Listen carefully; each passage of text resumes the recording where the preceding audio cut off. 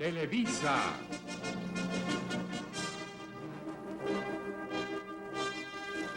Bajo el patrocinio del Instituto Mexicano del Seguro Social,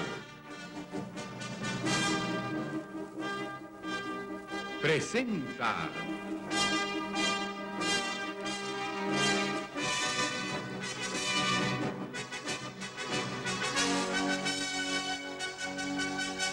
Encuentro, un programa que reúne en nuestro país temas y exponentes de interés universal. México en el corazón de nuestro tiempo. Encuentro es una cita que las figuras más importantes del mundo cumplen en nuestro país.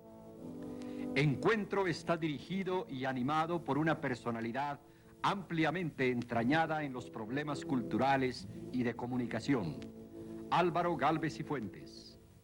Ustedes penetran en un mundo hasta ahora imposible para el gran público, el mundo de Encuentro.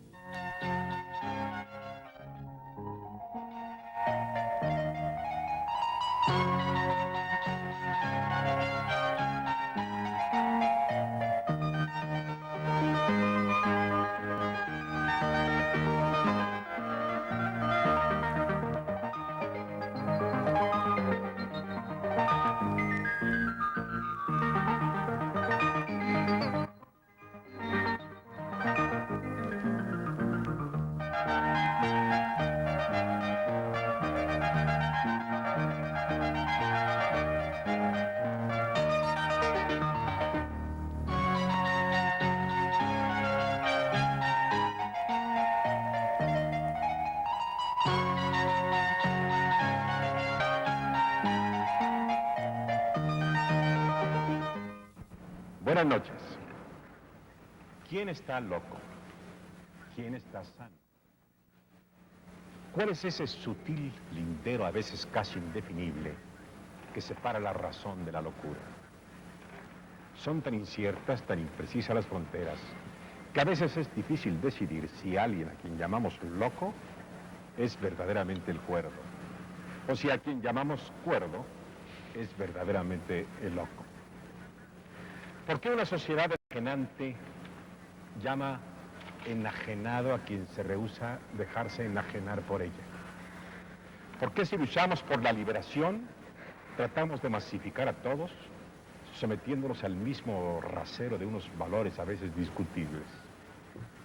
Si hay algún tema fascinador y desconcertante, es este de la locura que vamos a abordar en un encuentro singular con un grupo excepcional de especialistas mundiales que se han reunido para hablar de uno de los grandes temas de siempre: locura y sociedad. Están con nosotros esta noche el doctor Franco Basaglia, de Italia, médico psiquiatra, especialista en el estudio de las instituciones psiquiátricas. El doctor Guillermo Calderón Narváez, presidente del Consejo Mexicano de Psiquiatría y miembro del grupo de expertos en salud mental de la Organización Mundial de la Salud. El doctor Igor A. Caruso, de Austria, psicólogo, fundador del Círculo Vienés de Psicología Profunda. La doctora Marie Langer, de Argentina, presidenta de la Federación Argentina de Psiquiatras, que estudió psicoanálisis en el grupo dirigido por el propio Freud. Miguel Ángel Pérez Toledo, médico, profesor de psiquiatría clínica en México. El doctor Tomás Szasz, de los Estados Unidos, autor del famoso libro El mito de la enfermedad mental. Y Eliseo Bern, argentino, sociólogo de la comunicación, autor del libro Comunicación y Neurosis. Señores, buenas noches.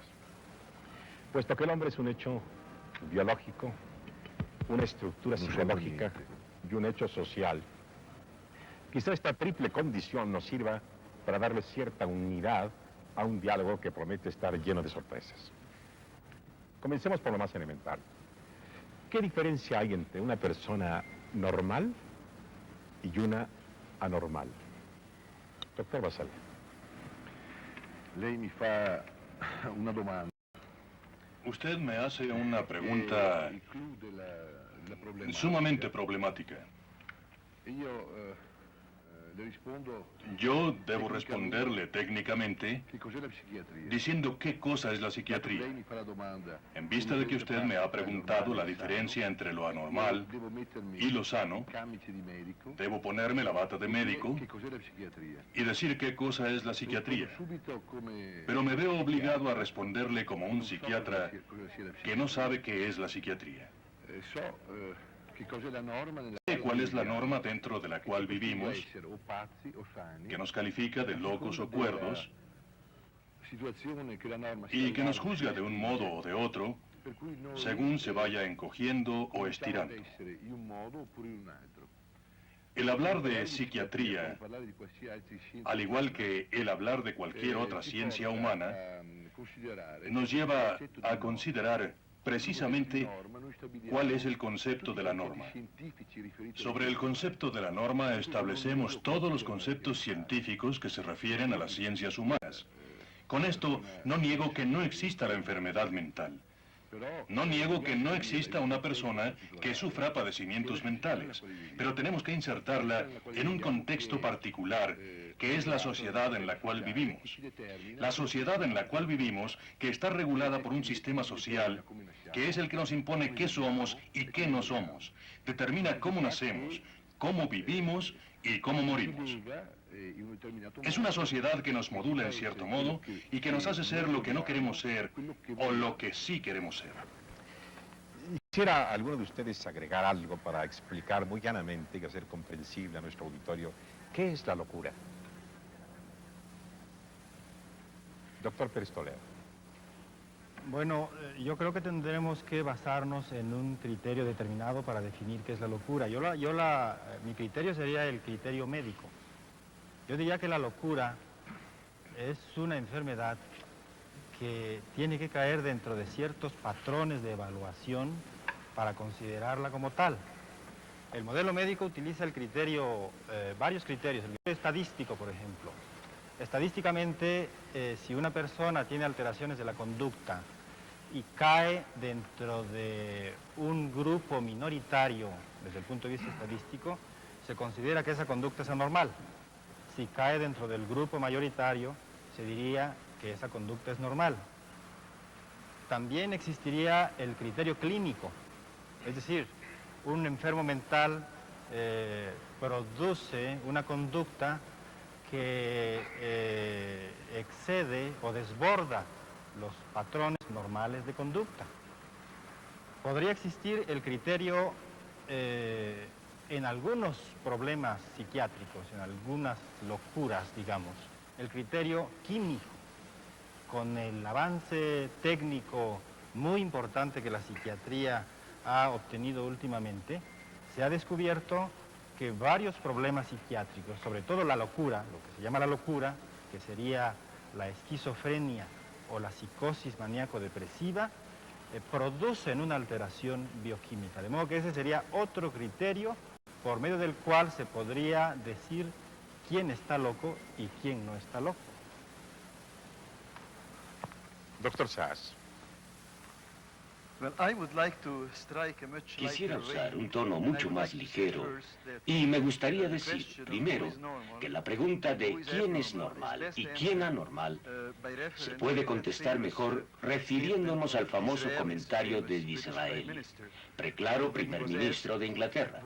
Cuando le preguntaron quién era una persona agradable, contestó, la persona que esté de acuerdo conmigo. Por analogía, una persona es normal si los psiquiatras aprueban sus ideas. Por lo contrario, es anormal si los psiquiatras no aprueban sus ideas. Es simplemente una cuestión de estar de acuerdo o en desacuerdo. Hablando en forma más técnica, los términos normal y anormal en psiquiatría son, a mi modo de ver, totalmente falsos, malévolos, y tienden a confundir porque disfrazan, en terminología médica, el simple hecho de que en la sociedad hay, en términos generales dos clases de conductas: el comportamiento que va de acuerdo con la sociedad y el comportamiento que va en desacuerdo con ella. En el pasado, digamos hace 500 años, al comportamiento que iba de acuerdo con la sociedad se le llamaba religiosidad, y al comportamiento que iba en desacuerdo con ella se le llamaba herejía o paganismo o cualquier otra desviación de la religión. Ahora, a la conducta que va de acuerdo con la sociedad se le llama normal o mentalmente sana, y a la que no va de acuerdo con ella, mentalmente enferma. ¿Quiere decir que el concepto de locura varía según el contexto social en que se produce? Doctora Langer. El concepto de locura varía seguramente según cada sociedad. Por ejemplo, ayer en una discusión con unos colegas cubanos, ellos citaron el hecho que un pequeño grupo de haitianos inmigrados unos 20 años atrás a la isla tienen ritos religiosos que para el criterio cubano implicarían locura, pero que para ellos no. Entonces no saben cómo diagnosticar, se abstienen de diagnosticar y los dejan en plena libertad. Por otra parte, la locura es una huida de la realidad. Ahora, es una huida de una realidad que impone determinada sociedad. Ahora, ¿quién huye? Huyen las personas de esta manera que no pueden resistir, sea por su historia personal, sea por una situación global, o sea también por factores físicos. Todos estos factores se mezclan. El doctor Pérez Toledo habló antes de los cambios bioquímicos que pudieron descubrirse en la esquizofrenia o en los cuadros maníaco-depresivos. Es cierto, pero no sabemos todavía qué es la gallina y qué es el huevo, porque hay un intercambio constante y hay todo un proceso dialéctico entre la influencia de lo psicológico y de lo somático, y todo eso dentro de un contexto social.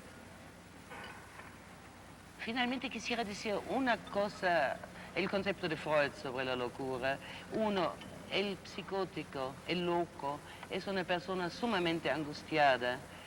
Y lo otro, Freud sostuvo que todos nosotros tenemos nuestras locuras, nuestros núcleos locos, y que entre el normal y entre el loco, y creo que muchos de nosotros, cuando decimos el loco, lo ponemos entre comillas a la palabra, es solamente una diferencia cuantitativa.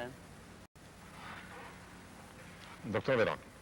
Quisiera hacer un pequeño comentario de la discusión hasta ahora. Me parece que convendría introducir una distinción para entendernos mejor en de qué estamos discutiendo. Su pregunta sobre qué es la locura puede entenderse de varias maneras. Hay dos cuestiones diferentes, me parece. Una se refiere a lo que uno podría llamar el reconocimiento. Entonces ahí esa pregunta sería equivalente a, ¿qué es la locura? Sería equivalente a cómo se reconoce a un loco. Otro problema es cómo se produce un loco. ¿Qué es lo que, digamos, cómo se explica que haya locos en la sociedad? Ahora, estas dos preguntas pueden ser la misma o no, según el tipo de modelo que uno use para contestarla. Lo que quiero decir es esto: hay por un lado, ha aparecido acá muy claramente, una relación entre locura y normalidad, o anormalidad, normalidad. Parece claro que estos dos términos son inseparables. Ahora, eso puede valer por reconocimiento, y no necesariamente para aquello que produce la locura. Lo que quiero decir es esto: aun si hay ciertos trastornos, digamos, que estarían producidos por factores físico-químicos o fisiológico-químicos, aún en ese caso, desde el punto de vista del reconocimiento, el loco sería reconocido por su desviación con respecto a una normalidad. Mientras que, en el caso que uno tenga una hipótesis de tipo sociológico, es decir, que lo que produce la locura es la sociedad, entonces el problema de la normalidad o anormalidad estaría operando en estos dos aspectos. La anormalidad no solo sería el elemento que nos permite reconocer al loco, sino además tendría algo que ver con aquello que lo produce en cuanto loco. No sé si si está claro. Sí, muy bien. Entonces pienso que hay que discutir estas dos cuestiones por separado. Doctor Pérez Toledo. Bueno, yo estoy de acuerdo en que en cuestión de salud mental es muy difícil ubicar el punto de normalidad. Hay incluso un chiste entre psiquiatras. Dicen que un paciente le preguntaba a un psiquiatra si él consideraba que hubiera un sano desde el punto de vista mental. Y el psiquiatra dijo, bueno, yo dudo un poco, pero si usted lo encuentra por ahí, tráigamelo y yo lo curo. Digo, este es un problema porque efectivamente hay alguna parte de la psiquiatría, sobre todo los problemas de personalidad, en que no es tan fácil ubicar la normalidad. Pero hay una gran parte de la psiquiatría en que es totalmente indispensable ubicarla dentro de una patología, dentro de un trastorno de tipo fisiológico. Hay que tener cuidado en no mezclar estos dos aspectos. El primer aspecto podrá tener dudas uno sobre si es normal o no, pero el otro aspecto es indudable. Ahora, estoy sintiendo que se están definiendo ya las áreas entre los participantes. Una parte que está ubicando el origen de los problemas mentales en la dinámica social y una parte que parece que la represento yo, que la ubica en el terreno patológico. Yo creo que es un error dividir los criterios. El criterio más sensato para mí sería ubicarse en el centro y tomar lo que la dinámica social aporta en la génesis de la locura y tomar lo que la biología, lo que la genética, lo que la neurofisiología, lo que la bioquímica aporta para la génesis de los problemas mentales. Doctor Basale. Sí, Yo pienso que la primera sesión de esta discusión nos ha dado muchos elementos que podemos considerar. Y sobre todo, me parece que ha surgido un problema sumamente preciso de lo que es un modelo médico y de lo que es un modelo sociológico. Voy a aclarar. El individuo es lo que es. El individuo mismo es una contradicción. El hombre en sí es una contradicción, tanto el hombre sano como el enfermo. Lo malo está en que, aparentemente, la definición del hombre sano es mucho más sencilla que la del hombre enfermo. Al hombre enfermo hay que afrontarlo de algún modo, hay que catalogarlo como enfermo. Pero al entrar más a fondo a la problemática psiquiátrica, el problema se torna más difícil, porque la forma de catalogar no tiene una base física, como puede tenerla la de un enfermo en la medicina general. Entonces nos encontramos con una situación en la que somos nosotros los que tenemos que decidir qué cosas son y qué cosas no son. Nos hemos reunido en un momento en el que en todo el mundo el problema de la psiquiatría está a la orden del día. Y les voy a decir por qué. Porque en todo el mundo hay personas en manicomios, personas deprimidas y violentas. El mundo rechaza la violencia que la ciencia ha creado. En el momento en que esta contradicción que es el hombre enfermo, se une y se completa en una definición que es la psiquiatría, en ese momento nos preguntamos qué quiere decir esa palabra. Sin embargo, tenemos ya el modelo médico que abarca esta contradicción social que es el enfermo. Cubre todo diciendo, este es un esquizofrénico. Encuentra en ello todas las razones que dan origen a esta enfermedad, ya sea un origen biológico, o un origen psiquiátrico, o un origen social. Podemos decir que todas estas raíces tienen una razón de ser, porque el hombre está hecho de elementos biológicos, sociales y psicológicos. La amalgama de estos hechos produce la vida del hombre. Por lo tanto, es sobre estos hechos que nos debemos concentrar. Pero la solución no estriba en decir cuál es el origen de la enfermedad mental. Pienso que lo importante es el trato que se le va a dar al enfermo mental. Porque desde el momento en que a un hombre enfermo, a un enfermo mental, a un loco, se le arroja en la cárcel, como es en realidad un manicomio, yo digo que este hombre ya no es nada, que ha quedado nulificado. Hay un libro muy importante en Italia que describe lo que era la situación dentro de los campos de concentración nazis. Este libro se llama ¿Es esto un hombre? Pues en el momento en que entramos a un manicomio y miramos a un hombre sin cara, nos preguntamos, ¿es esto un hombre? Si entraran a un manicomio, de inmediato se darían cuenta que todos los hombres que están dentro no tienen cara. Tienen todos la misma cara. En Italia, en México, en los Estados Unidos, todos tienen la misma cara, la cara de un objeto. ¿Cómo se le puede hacer un diagnóstico a este objeto, a un hombre con quien hay que comenzar de nuevo? Entonces debemos preguntarnos por qué ha sucedido esto. ¿Cómo nos ponemos a discutir sobre medicamentos, problemas morales y demás, cuando deberíamos estar discutiendo sobre qué cosa es este sistema social que reduce a calidad de objeto a quien debería considerar como un enfermo?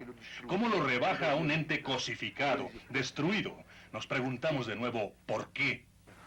Antes de avanzar en nuestra discusión, vamos a ciertas cuestiones elementales, puesto que esto no es una conversación de carácter técnico, para facilitar la comprensión general del tema.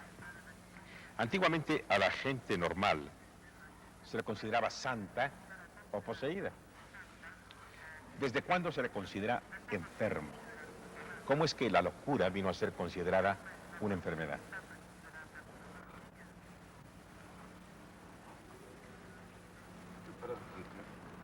Doctor Sass.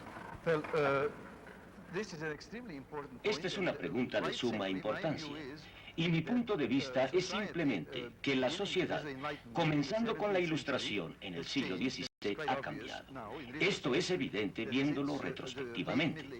Desde los finales de la Edad Media, la sociedad ha cambiado de lo que podría caracterizarse como una organización teológica a lo que podría llamarse una sociedad científica y técnica.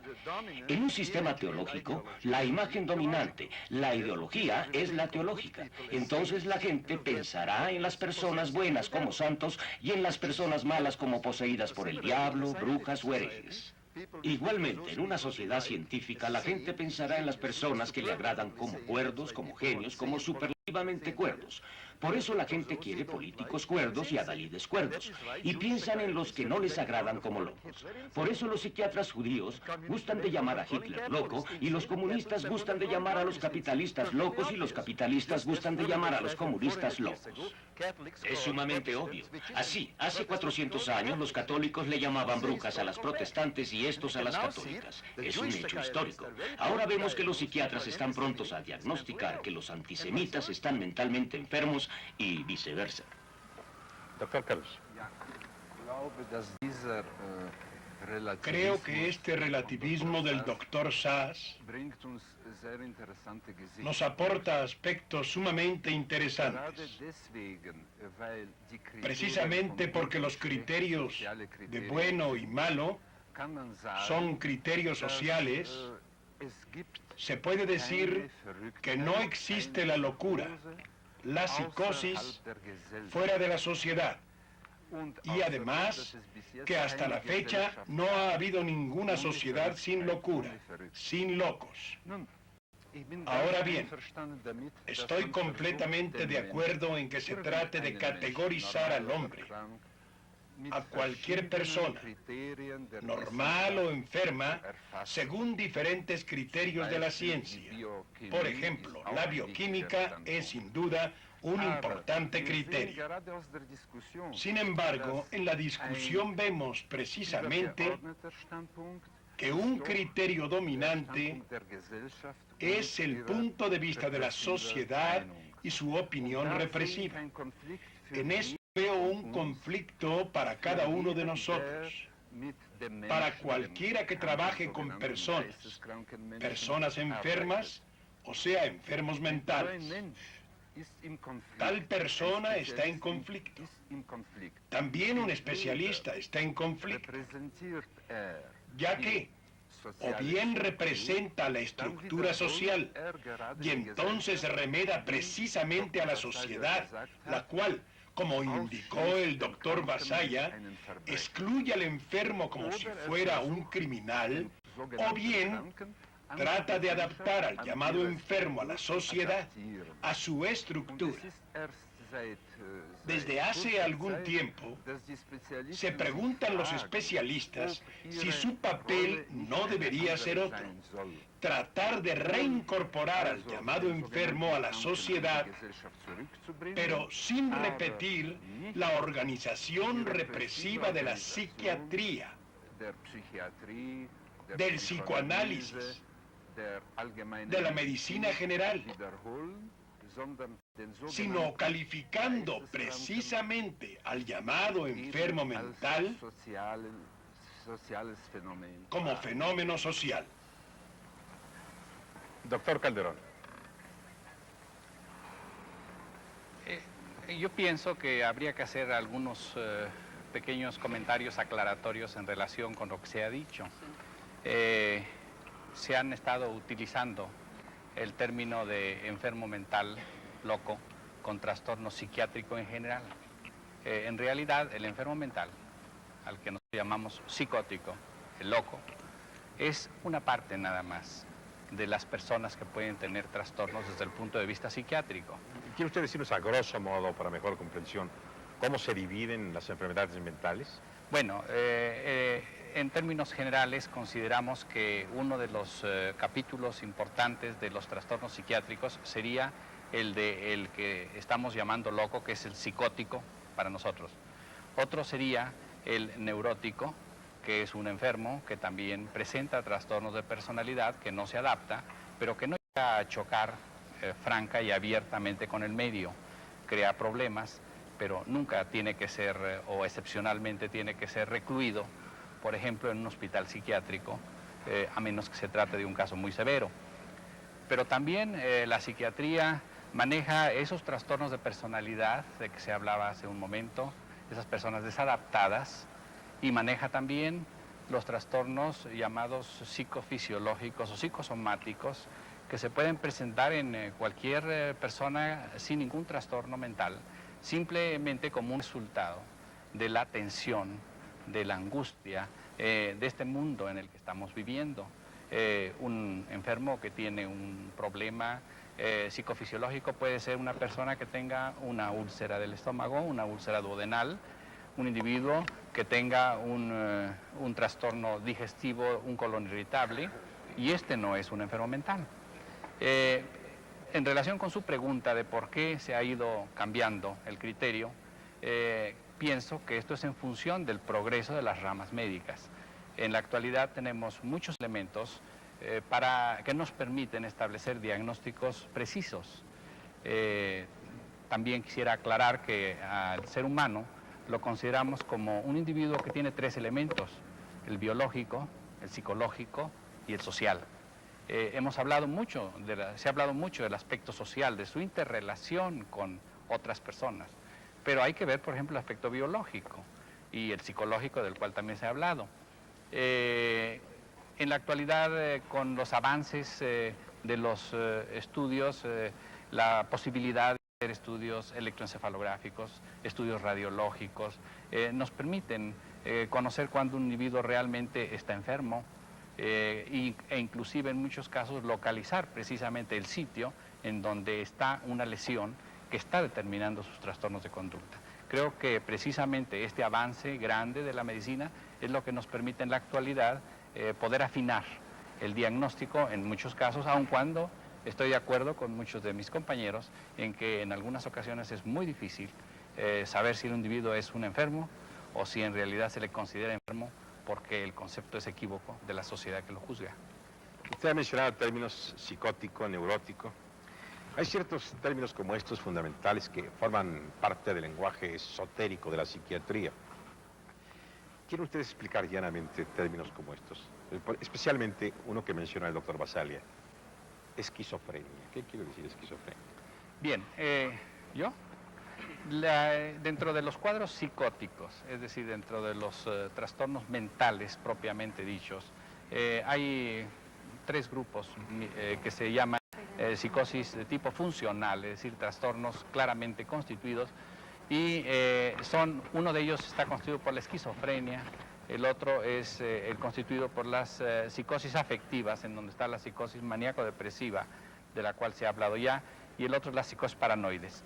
Estos son individuos con un severo trastorno de personalidad que no se adaptan definitivamente al ambiente social, que crean problemas, que pueden ser en algún momento un riesgo para ellos mismos o para la sociedad en la cual viven, y que son los que tienen que ser manejados en un momento dado en un hospital psiquiátrico o bien fuera del hospital con los modernos métodos de tratamiento con los que contamos actualmente, medicamentos o con técnicas especiales de psicoterapia.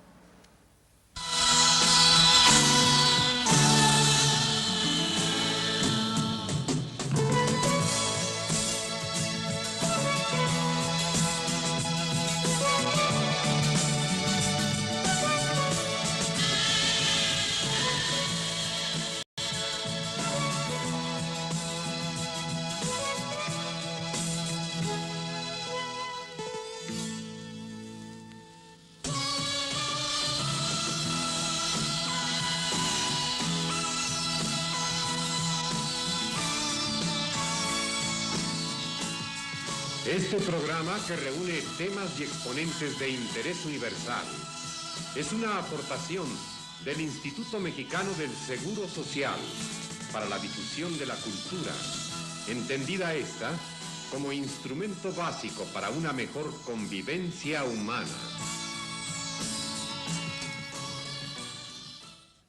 Tengo la impresión de que hay un término, esquizofrenia, que ha llegado a tener una connotación hiriente, despectiva, objeto de muchas interpretaciones negativas, que no sería conveniente sustituirla, como entiendo que Bleuler trató de sustituir el nombre antiguo de demencia precoz. ¿Qué quiere decir esquizofrenia? Doctor Verón.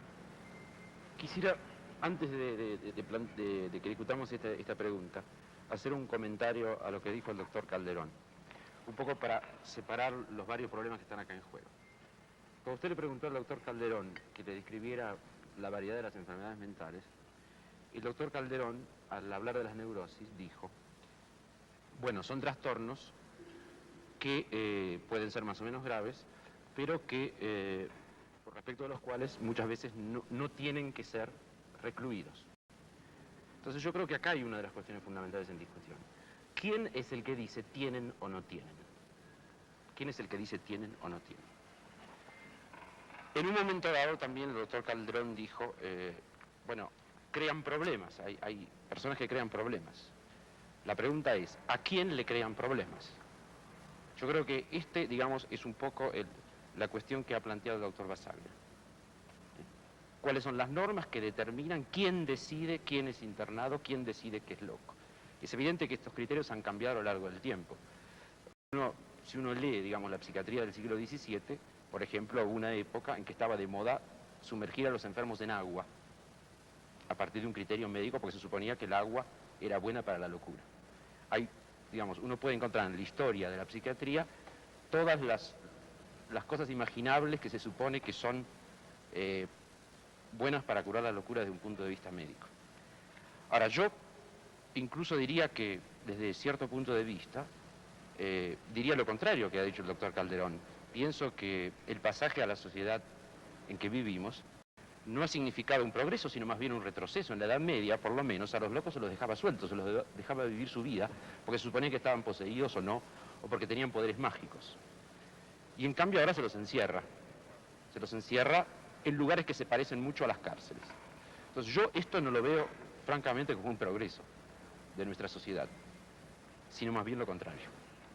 Doctor Pérez Toledo. Bueno, yo no estoy de acuerdo con el doctor Verón en el sentido de que en donde se les encierra a los psicóticos se parecen cárceles. Yo no sé en qué parte. En las sociedades desarrolladas, los hospitales psiquiátricos han cambiado totalmente de aspecto.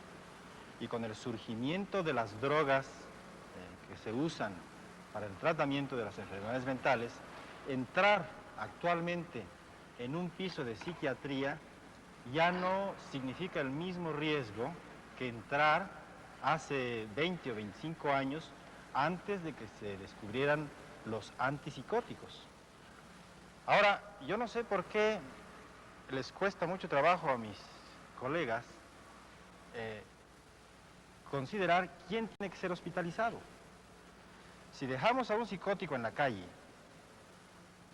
puede ocasionar los trastornos sociales e incluso legales más horrorosos del mundo. Yo no sé qué posición adoptaría el doctor Sass o el doctor Verón frente a un problema de esta naturaleza, suponiendo que estamos en la obligación de evitarlo. Doctor Sass. Le agradezco que me permita aportar mi opinión. No solo estoy totalmente de acuerdo con el doctor Verón, sino que iría aún más lejos, diciendo que cualquiera que esté en un hospital contra su voluntad está en la cárcel. Ante todo, quiero hacer esta diferenciación. Si se trata de alguien que está en un hospital voluntariamente o contra su voluntad. Si alguien quiere estar en un hospital, que así sea. Pero si alguien está en un hospital psiquiátrico contra su voluntad, entonces, por definición, está en la cárcel, ya que una prisión es un edificio del cual no se puede salir. Este es un punto muy complicado, pero quiero asentar que, en mi opinión, la hospitalización forzosa es estar preso. Estar preso en forma cuasi legal. Me parece un crimen contra la humanidad y debería ser abolido.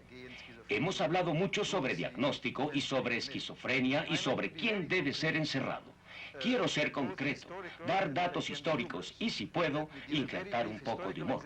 Permítanme dar un breve ejemplo histórico y uno humorístico. El doctor Lang y el doctor Caruso podrán atestiguar que no es necesario que regresemos a la Edad Media. Todo lo que tenemos que hacer es regresar a 1906, cuando hubo una reunión de psiquiatras del sur de Alemania, en la cual un profesor de psiquiatría de Freiburgo, cuyo nombre no recuerdo, leyó una ponencia intitulada Una epidemia de locura entre médicos. La epidemia de locura entre médicos se refería a los psicoanalistas, a quienes este psiquiatra consideró en masa, como gente que debería estar en un manicomio. Lo que ha sucedido desde 1906 es que los psicoanalistas han pasado de ser un grupo oprimido a ser un grupo dominante, y ahora son ellos los que ponen los marbetes. Creo que confunden el diagnóstico con poner marbetes. Ahora les pondré el ejemplo humorístico, si me lo permiten. Al menos en los Estados Unidos, y tal vez en México suceda aún más, puesto que veo que hay más sentimiento religioso. Pero en los Estados Unidos, si alguien entra a una iglesia y dice que está hablando con Dios, todos dicen que está rezando. Pero si sale de la iglesia y dice que Dios está hablando con él, dicen que tiene esquizofrenia y queda marcado para siempre. Voy a hacer un paréntesis para ubicar el sitio donde nos encontramos.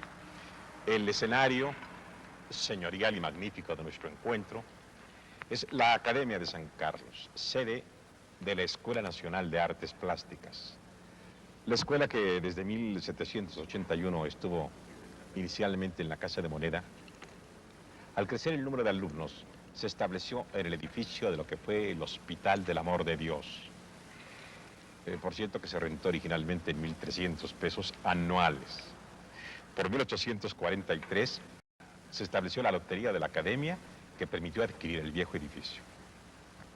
En 1865 llegó a México como director de la Academia el arquitecto Javier Cavallari, en cuyo periodo se establecieron las galerías de escultura.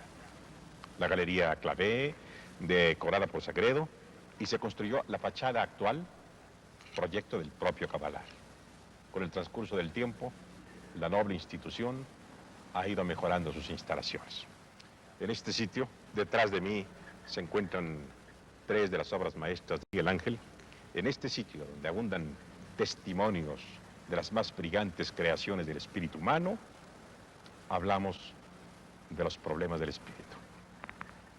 Y bien, habíame planteado una pregunta, el ruego de que se explicara el origen, el significado de la palabra esquizofrenia y su opinión respecto a las connotaciones, a los miedos populares que suscita actualmente. Doctora Lange. yo creo que hay cuadros psicóticos graves donde hay que atender a la persona enferma como hay que atender a un enfermo en general. Y por otra parte, muchos enfermos recurren voluntariamente, el problema en el cual el doctor Sass centra mucho el énfasis. Pero, ¿cómo los tratamos? Eso sería el otro problema. Y por otra parte, el problema de la neurosis, todos somos neuróticos.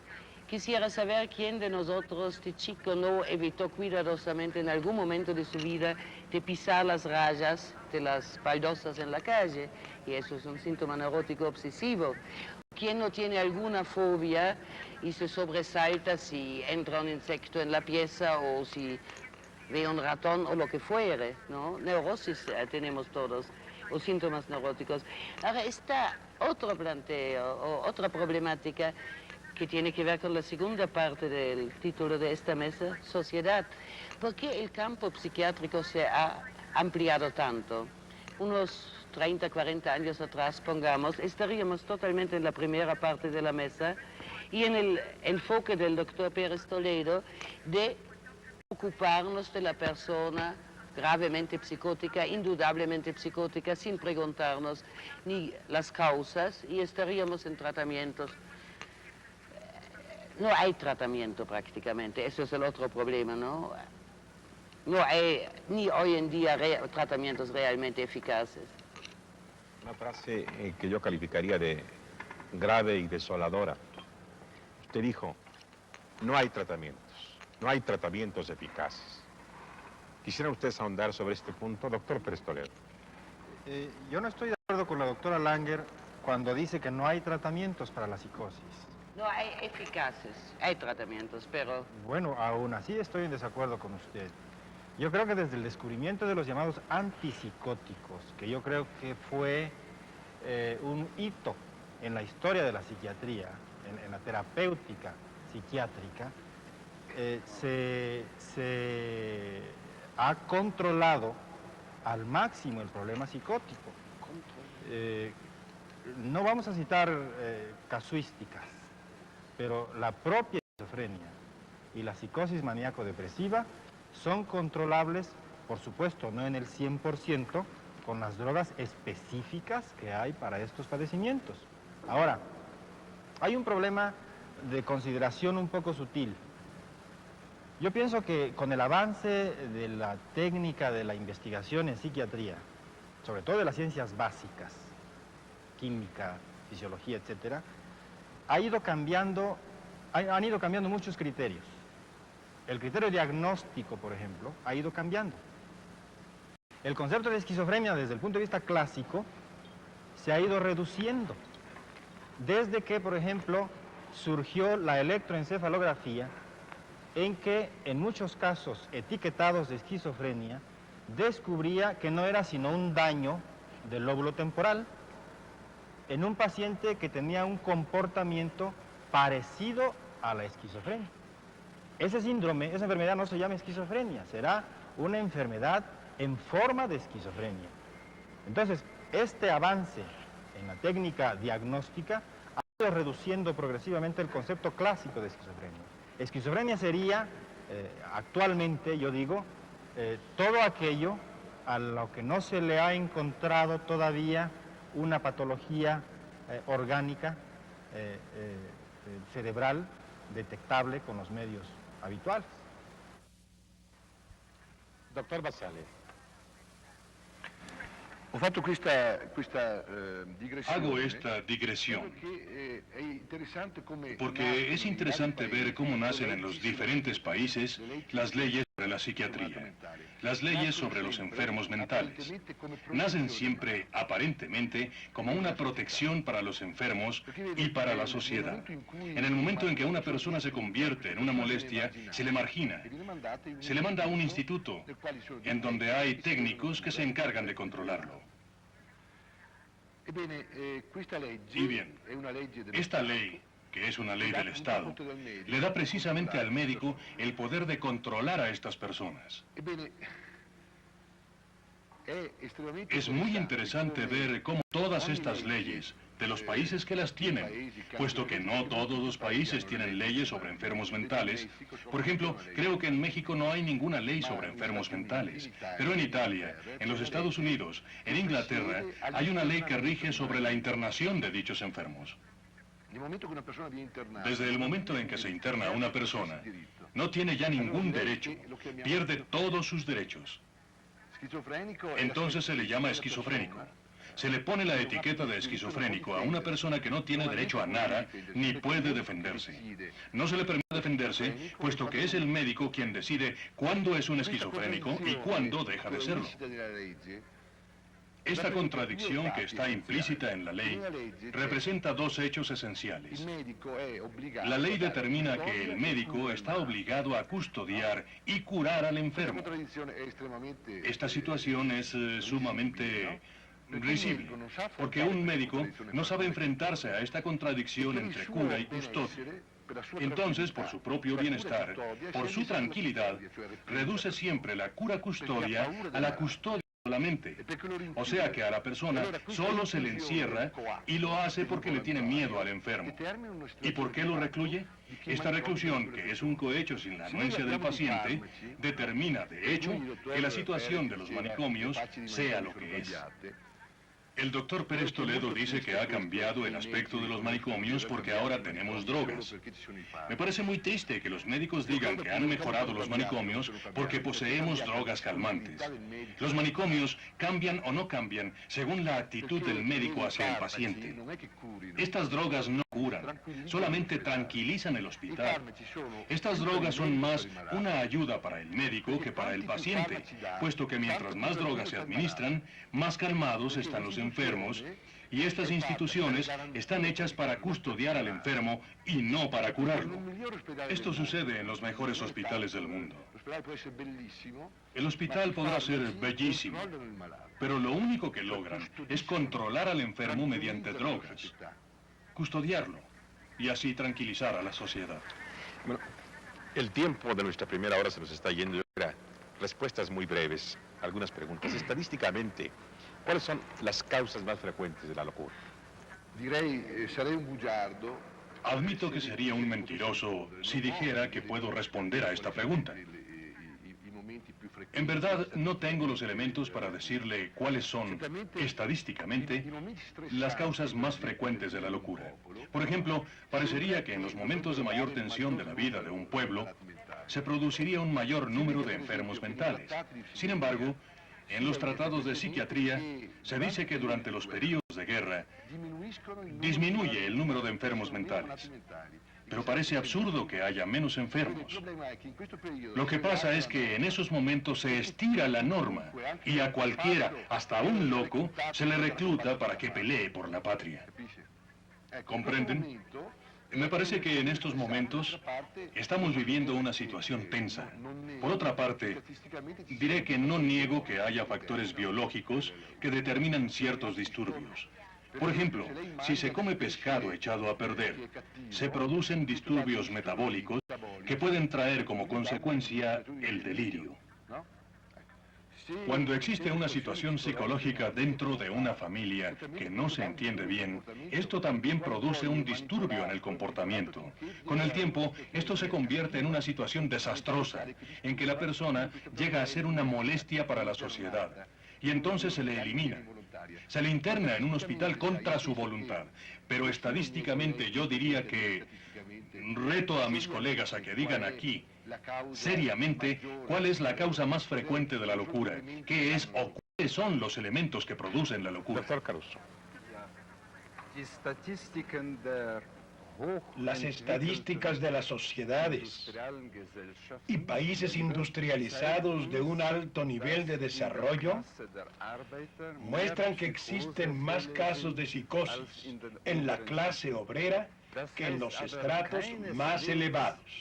Sin embargo, esto no significa de ninguna manera que estas estadísticas correspondan a la realidad, sino que es probable que el médico, que también pertenece a las clases elevadas tenga mucho menos interés y diagnostique psicosis a aquellas personas que no puedan expresar sus padecimientos. Esta es otra prueba más de que el problema de la psicosis es también un problema social.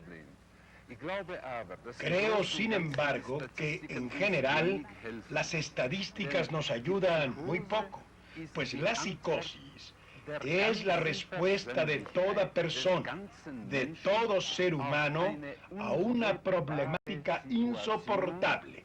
Y es, pues, nuestra obligación no empeorar aún más esta tremenda situación.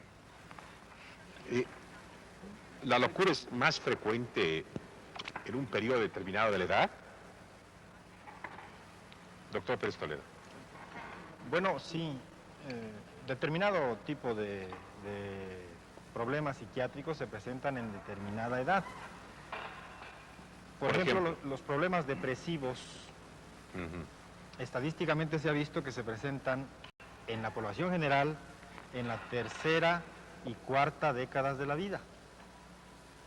Se ha especulado, por una parte, con la existencia de una mayor estimulación ambiental o con la exposición más franca de las gentes hacia estimulación ambiental angustiante. En la tercera década de la vida se inician muchas actividades críticas del hombre, la vida conyugal, los hijos, la iniciación del trabajo, etc.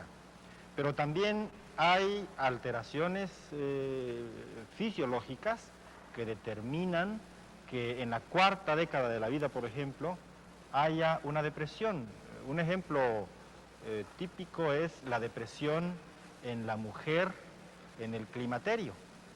Es decir, en el climaterio hay alteraciones de tipo endógeno, de tipo biológico, de tipo bioquímico, que producen una depresión llamada depresión involutiva.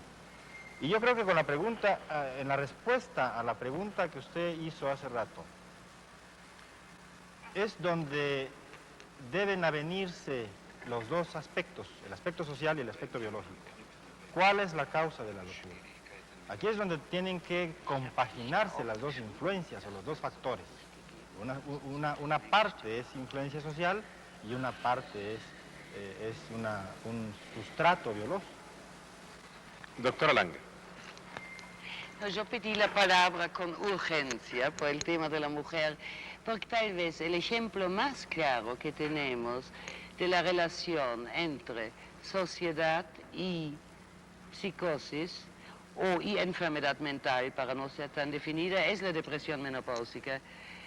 Porque la depresión menopáusica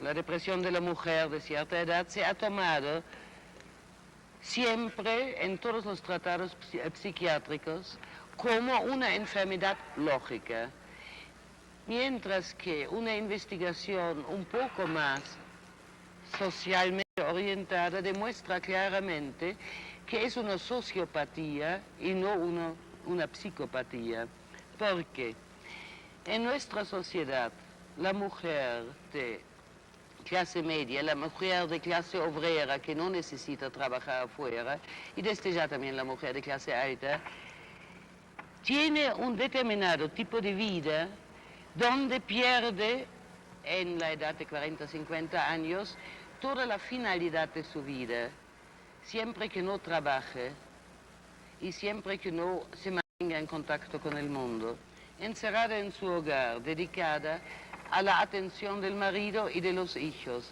En esta época los hijos se le van. Con el marido la situación generalmente, ya seamos sinceros, la familia no es fácil, la pareja no es fácil. La vida sexual con el marido ha perdido todo estímulo. Y todo lo que en clase media y alta ahora, donde todo el valor de la mujer reside en su belleza, pierde este valor que ha sido el único valor reconocido de su vida. Entonces la mujer de los 40 y 50 años, dado que no tiene más hijos que atender, dado que la relación con el marido ya ha disminuido en mucho y dado que ya no se autoestima como objeto erótico y de atracción, entra en una depresión. Mientras que entre mujeres que trabajan, uno no observa generalmente esta depresión. Eso es clarísimo. Con todo quise agregar algo a lo que dijo el doctor Caruso sobre las estadísticas y la clase obrera donde hay más, supuesta estadísticamente más psicosis. En la clase media, generalmente, el diagnóstico psicosis se maneja con mucha cautela y a una persona que viene sufriente se le recomienda psicoterapia, psicoanálisis, psicoterapia de pareja, de familia, una cantidad de psicoterapias. Y con eso o se controla la situación retomando la expresión de antes, o también, no diría que no, diría cómo se hace esta psicoterapia, o también se intenta realmente aclarar causas, pero no tapar con drogas o con shocks, ¿no? Entonces, dado que la clase media puede pagar para una atención más considerada y menos represiva, en general el diagnóstico de psicosis es menos frecuente y el tratamiento es distinto. Doctor Calderón. En relación con su pregunta del problema estadístico, que es siempre un problema difícil, especialmente en el campo de la salud mental, en la actualidad se considera que la depresión es uno de los padecimientos más frecuentes en la humanidad, en todas las áreas médicas. Los problemas neuróticos, ya lo dijo la doctora, son tan comunes que se pregunta uno quién es neurótico y quién no es. Pero si entramos ya en los problemas severos, graves, más frecuente que la esquizofrenia y que toda la psicosis es la deficiencia mental. Por ejemplo, en los países latinoamericanos, las estadísticas de Perú, de Chile y de México coinciden aproximadamente en que 1.2% de la población tienen trastornos de deficiencia mental. Y ya que estamos hablando de salud mental y sociedad, es muy importante porque la deficiencia mental es siempre orgánica. O bien es un factor hereditario, genético, o bien es una infección que sufre la madre durante el embarazo, o bien es un problema en el momento del parto, un parto mal atendido, o bien es un problema en el niño, un traumatismo, un golpe, una infección, lo que va a originar una lesión orgánica. Y esto, claro, que es un problema social, pero es un problema social por falta de elementos médicos muchas veces para la atención correcta de estos partos o para el manejo adecuado de muchos de sus problemas. Como muchas otras veces, cuando apenas comenzamos a ronzar el tema, el tiempo inexorable nos obliga a dejar intactas muchas preguntas. La locura no es a veces un mecanismo de defensa contra la sociedad. ¿Qué relación hay entre los sueños y la locura? ¿Qué es la antipsiquiatría? ¿Por qué en ciertas clases económicas se da con mayor frecuencia la locura? ¿Qué diferencia hay entre un psicoanalista y un psiquiatra? Bueno, hay muchas incógnitas abiertas todavía, cuya respuesta ustedes estarán ansiosos de escuchar. Nos tomamos la libertad de emplazar otra vez a nuestros distinguidos invitados para otro encuentro sobre locura y sociedad. Muchas gracias por su participación de hoy. Gracias a nuestros intérpretes por su excelente labor. A ustedes por acudir a nuestra cita. Y nos encontraremos en el próximo encuentro.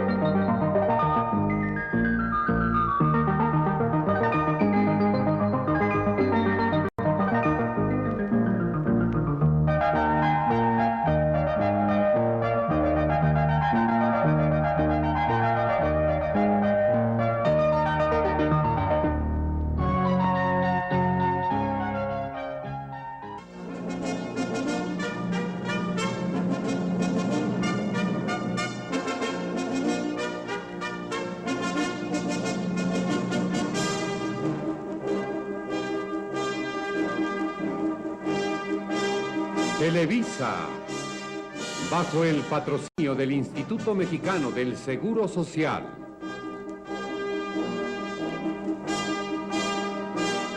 presentó